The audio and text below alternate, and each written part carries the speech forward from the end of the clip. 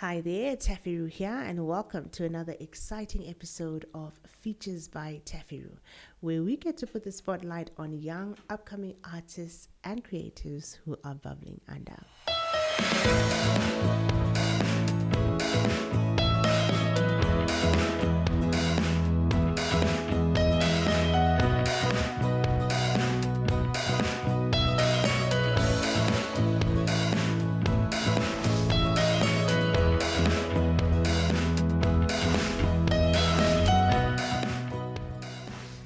So it was 2021 and COVID was still a thing, but we knew that we needed to bring it on.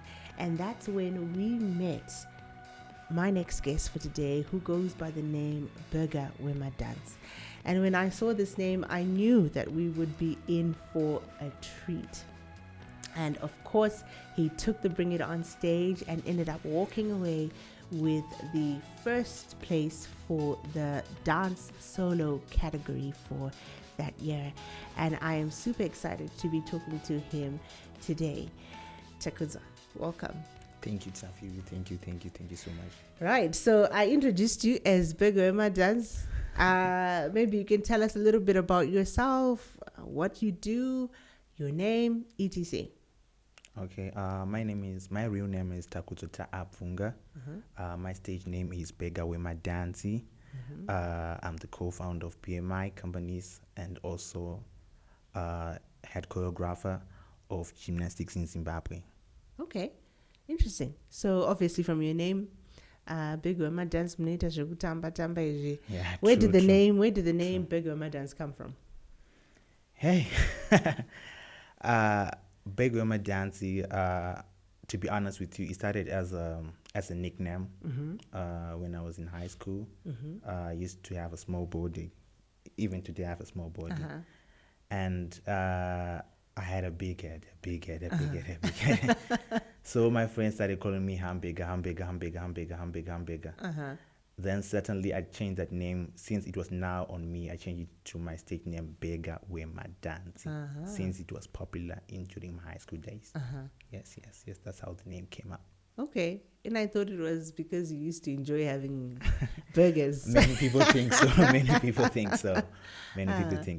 Okay. But that's the real story. All right, and why dance? How did you start? When did you start? Oh, in our family, I think we are all artists.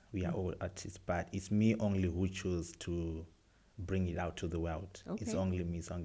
My grandpa during the day could play the guitar. My dad was also a dancer, but he never went that professional. Okay. And it was me then. That's when I chose myself to bring the art to the world, since I believe that a talent is a gift that has to be shown to the world. That's my belief. So that's when I chose to say, I have to show this. If I'm talented this, I have to show people what I can do. Okay. Yes. And when was this? When did you decide to take your gift to the world?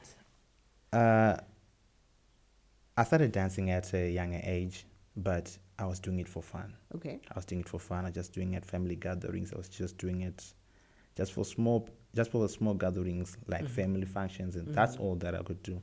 But when I was in high school, when I saw other people dancing, like, you can even dance for many people, like them, people can clap for you. That's when I realized that I have to bring it out to the world. I have to show people that I am a dancer. This is who I am, and this is what I believe in, and this is how I can express myself. So that's when I chose, because I have to show the people in the world that I am a dancer, I am an artist, I'm a creative. Okay. So what has your journey been like from the time that you decided to do dance professionally? To be honest, right now I'm speaking for most of the dancers. If you chose to be an artist in the family, especially in our normal norm, and you understand what I'm trying to say, parents will go against you. They'll say, Takudzwa, focus on your education. Takudzwa, do this. Takudzwa, do this. Takudzwa, do this. They'll be right. They'll be trying to implement something in you, because in the Bible says, train up in the way your child in the way you should go, and it's odd, you'll not depart from it. So as for me, I felt like I was being suppressed. You understand, Kuti? You could watch other people going like for 24 hours racing. These guys are racing for 24 hours, and me, I just have 1 hour in my only room. Not everyone watching. Like, hey, this is tough. And I feel like I was in my own world alone.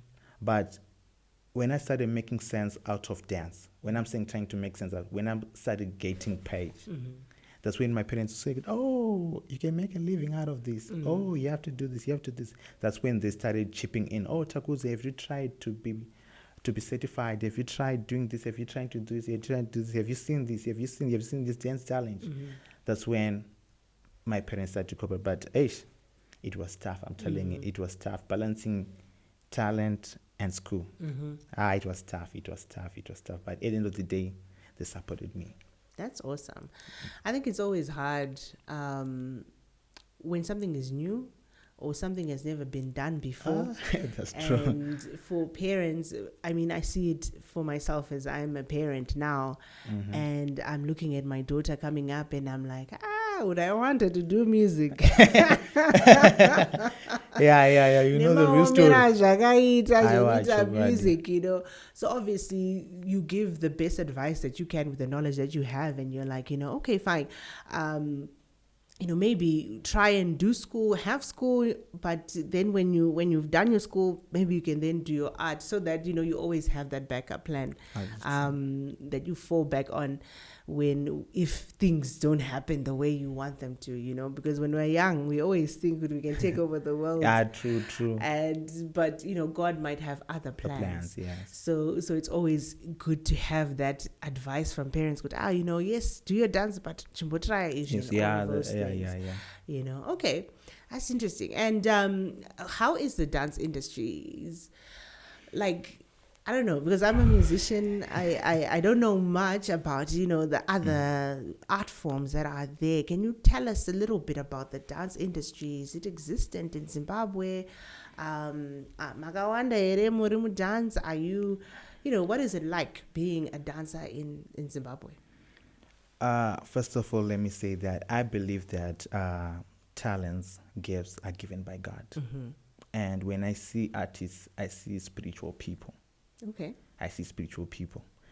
For me, the dance industry, what I can say is that if you don't know where you're going, if you don't know who you are, you end up going the wrong way. You end up going the wrong way. As for me, when I was growing up, trying to venture into dance, I made wrong moves. I made things that I regret even up to date.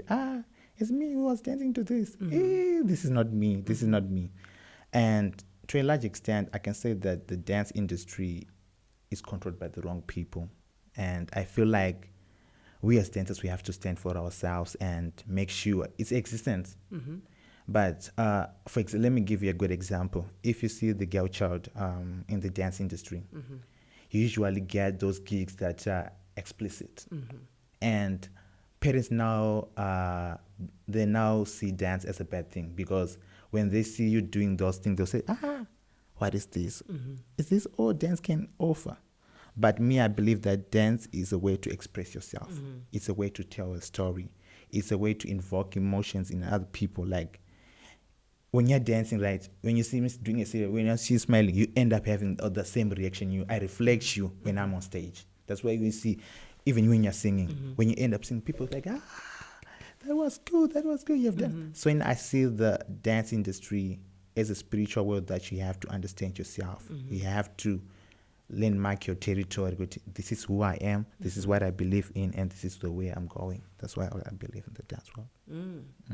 So obviously you're saying that there is a good side to dance, and then there is a negative side to dance. And to a large extent, I believe there's a dark side to dance. There's a dark side to dance, because even me, when I was like, for example, you could get gigs at night, and my dad was like, I'm security guard naita kuzoyo kuti urongobuda pambana manere kuti tikupedza chikasaza kuti ndakwenda ona munhu wese pana pakagara tatonamata ita, because in our house we used to do those like kuti today's Takudzwa, you are preaching, tomorrow it's mom, tomorrow is dad, tomorrow is my little brother, tomorrow is my sister, tomorrow.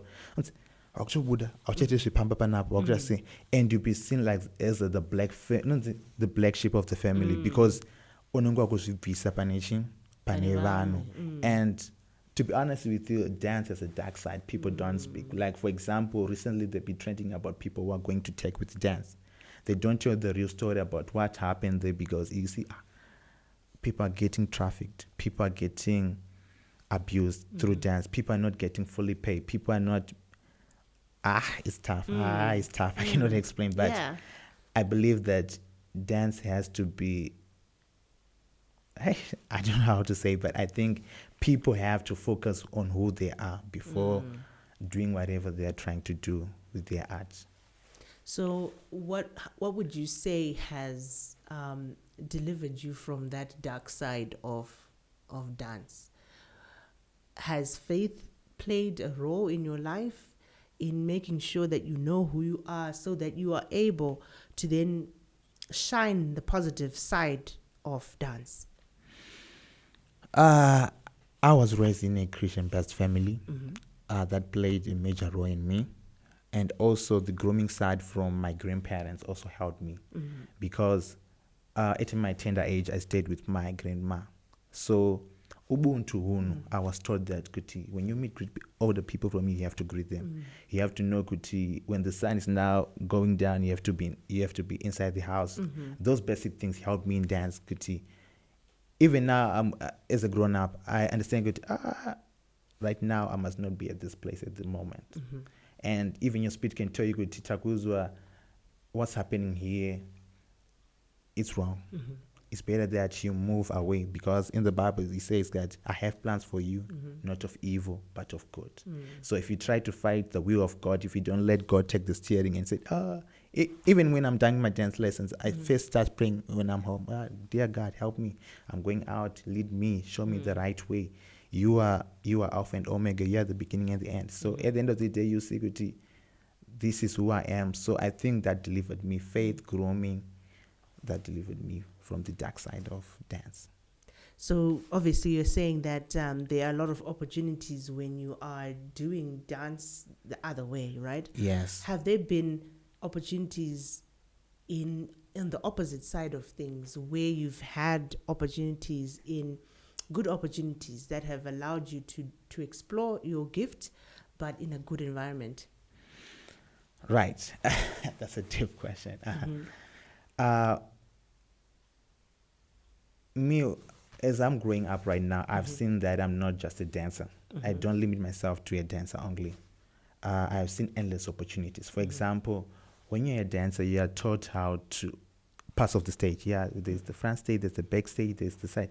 You can be a stage manager with that experience. You can write your CV. Yes, I've done this, I've done this, I've done this, I've done this. You can be a stage manager. All right, okay. There are people with autism, people with HDDH, right? You have now understand that, okay, since dance offers therapy, I can also be included in the health sector. That's where you go to age people's home. They need those exercises daily. So I've seen people just think being a dancer is being in front of people performing. That's not being a dancer. Okay. Being a dancer is, for me, I've now started to venture in other avenues like teaching young children, offering myself in the health sector, because there are 4 sectors. We have political, economic, and social, but you have to find yourself where you can enter. For example, you can be a brand ambassador. I've seen many people being sponsored. Do a dance video, do an ad wearing this dance, and you get paid for that. But people limit themselves to just performing. You understand? But if you have, if you think beyond your imagination, which is God's gift, you start seeing other things, other avenues opening. That's how I see myself.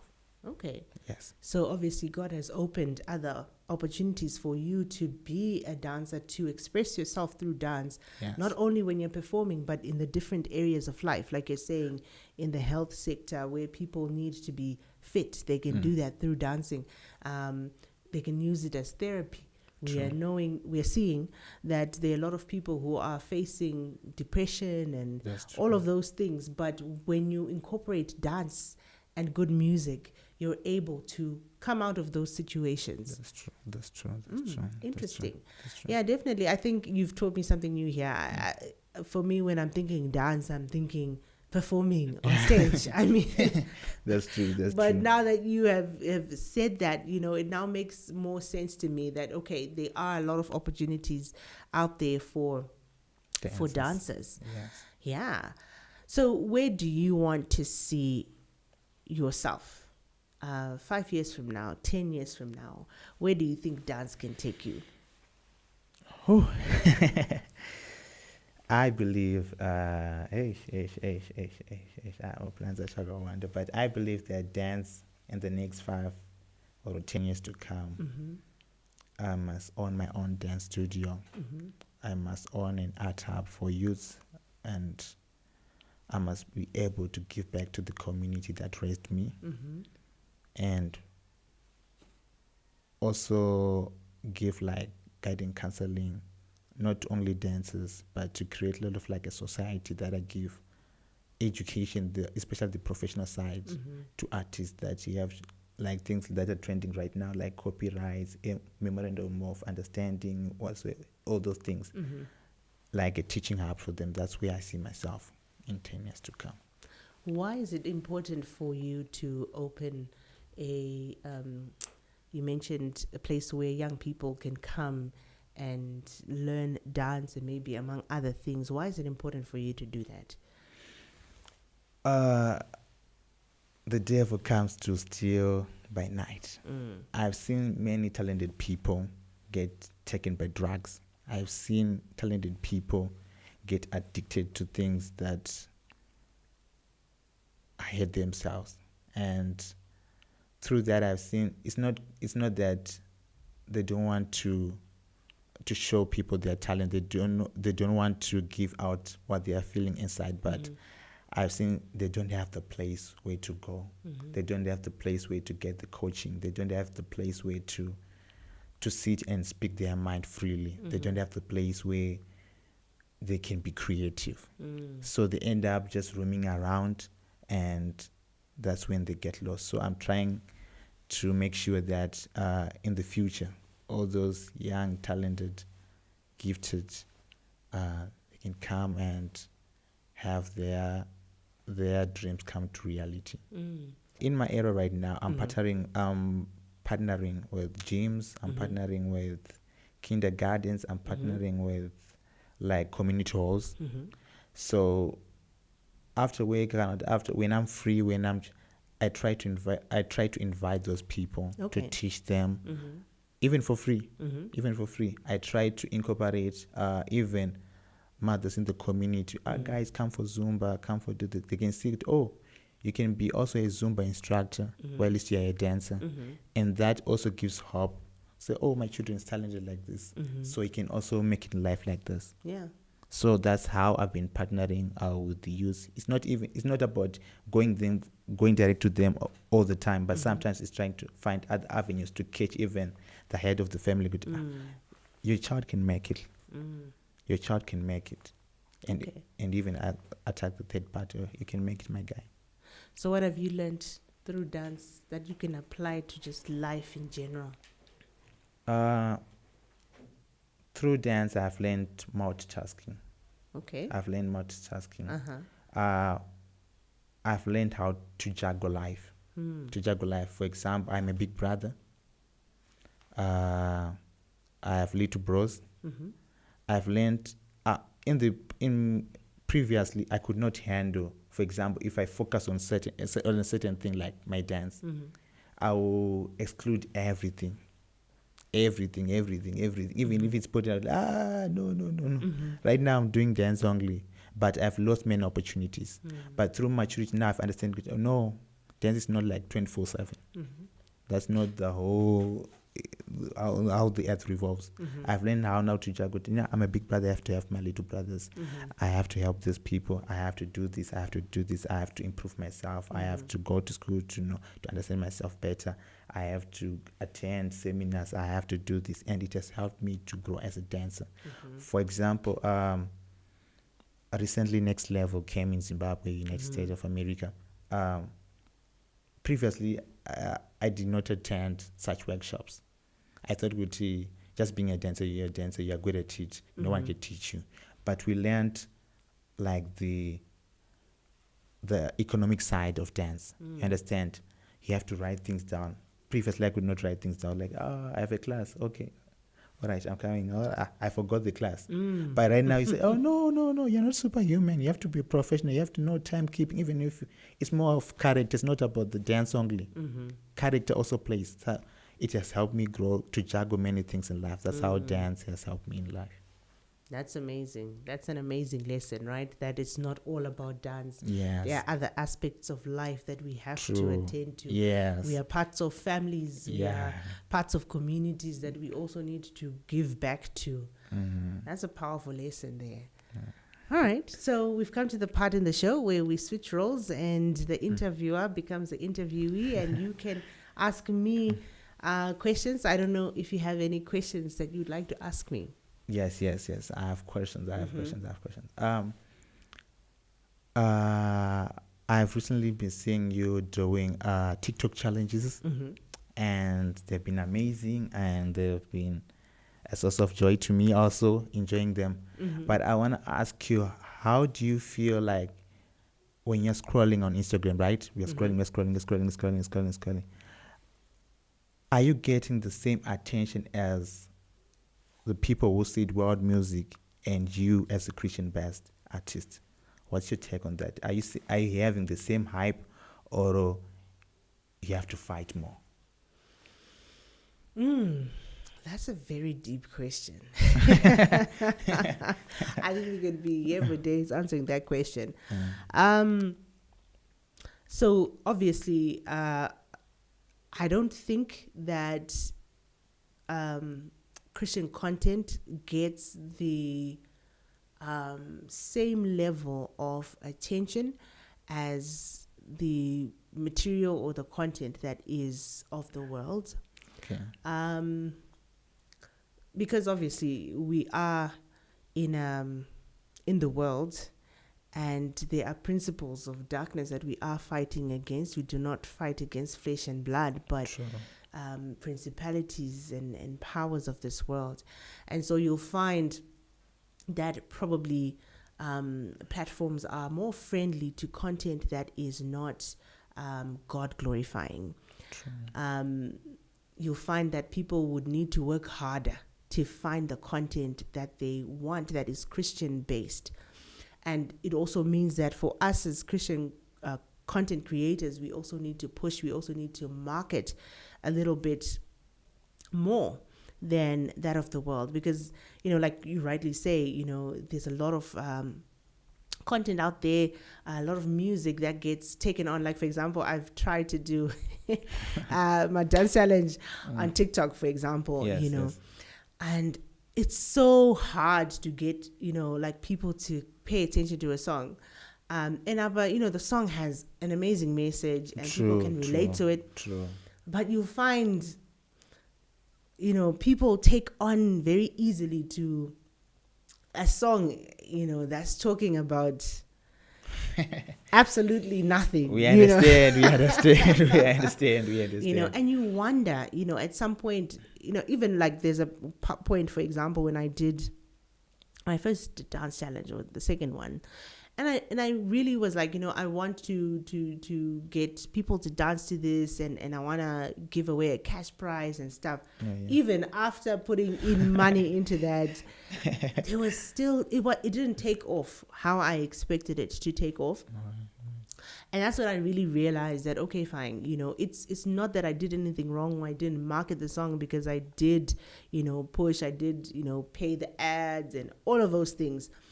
But it was just the fact that, we are in a world where we're fighting against all of these principalities. But that being said, I think that God allows it to be like that. And when the time comes for him to work through a particular song, he will work through it, no matter who is in charge of what. True. When it's meant to reach the people it's meant to reach, it will get to those people. So, yeah, I think that's my 2 cents on it. That's why I'm not giving up. Obviously, keep pushing and let God, giving, I guess, God the tools for him to use for his kingdom. Okay. And my Yeah. last question. Mhm. I want to ask, how has been your journey being a singer and also a cinematographer? How has it helped you through making your videos, through making your craft? Has it helped you understand more of your content? Has you made you also understand about the concept and what has it done to you? That's a different question. I haven't been asked this question. It's quite interesting that you've asked it. It's a really good question. So yeah, like being a musician and being a cinematographer has definitely helped me a lot. For starters, I know the importance of video, the content creation side of things, and how we can use it to tell stories. Okay. And so that has also helped me in terms of the video side of things, in terms of coming up with storyboards and seeing, okay, fine, how can we tell a story using this footage. It has definitely helped me as an artist, even when I'm thinking about songwriting. I think I also then have to think about visuals as well, because it's now coming in hand, because people are becoming more visual. So those two things, I think they are a beautiful combination. And obviously I can't film myself when I am singing. So being able to partner with Mass when we're coming up with the content is extremely an extremely beautiful experience, because then we're able to bounce ideas, incorporate the lessons that we've learned from even just wedding videography or shooting parties, and telling stories in those ways has also contributed into the storytelling in the visuals that we do. Yeah. Okay, that's powerful. Yeah. I don't know if you have any questions, any other questions. That's all. That's all. That's all. No, thank you so much for coming, Takudzwa. I think maybe before we end today's podcast, maybe you have a word of advice for young people who are coming, who want to be dancers, who want to be artists. What advice can you give to the upcoming artists? Okay. First of all, I would like to say that give yourself time. Everything has its time. Do not rush the process. Do not skip the lessons that you are facing, or challenges that you are facing. Give yourself time. Don't rush things. And the other thing, always be real to yourself. When I'm saying real to yourself, in the sense of the dance industry, I've seen many dancers saying that I have made it when they've not yet made it. I've seen dancers saying, I've done this, but when you have told them, built the right approach, they have the proper knowledge and they have the proper, you see they're done for quickly. So if you build on a strong foundation, you have a strong house. So don't rush yourself, give yourself time, pray, and most importantly, be a master to your craft. When I say a master to your craft, make sure everything that's included in your craft, you have to know it, even if you're not good at it. Because for me, I'm good at Afro and a little bit of contemporary. But I've tried to force myself to know ballet. I've forced myself to know popping. I've tried to do animation. I've tried touching everything. Because right now you don't know your next client. You understand? Because they're taking you as a dancer. They're not taking you as Takudzwa Afro, Takudzwa. They just need a dancer. So invest in yourself. Give yourself time and pray. That's my word of advice. Wow. Awesome advice there, Takudzwa. And there you have it. Give yourself time. You need that strong foundation for a strong house. And with that, thank you so much for joining us on this episode. And until next time, goodbye.